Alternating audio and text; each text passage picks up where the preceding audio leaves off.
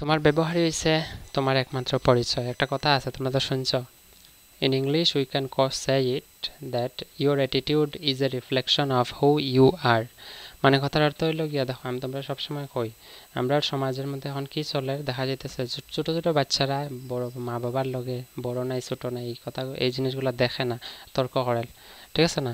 তো এই জিনিসটা বা এই ধরনের বৈশিষ্ট্য তোমরা শরীরের মধ্যে এই ধরনের বৈশিষ্ট্য থাকা বীজ বপন করিও না, ঠিক আছে? বীজ রোপণ করিও না মাথার মধ্যে। কেন হইতেছে? কারণ এগুলো হচ্ছে ব্যাড সাইন। তোমার নিজের ব্যক্তিত্ব যদি উন্নত করতেছ, পড়াশোনার সঙ্গে সঙ্গে নিজের ব্যক্তিত্ব উন্নতি করা ইজ ভেরি ইম্পর্ট্যান্ট। হ্যাঁ, মানে এটা খুবই গুরুত্বপূর্ণ।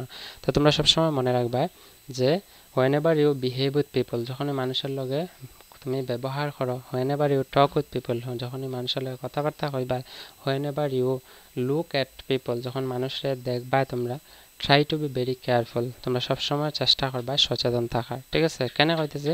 কারণ আমরার অ্যাটিটিউড, আমরার ব্যবহারটা শুধু আমরার পরিচয় দেয় না, আমরা কোন ধরনের পরিবারে বড় হয়েছি, কোন ধরনের মা বাবা আমার আছে এটারও পরিচয় দেয়, ঠিক আছে? তো ছেলে মেয়ের পরিচয় দিয়ে মা বাবা চেনা যায়, এবং মা বাবার পরিচয় দিয়ে ছেলে মেয়েরা চেনা যায়, ঠিক আছে?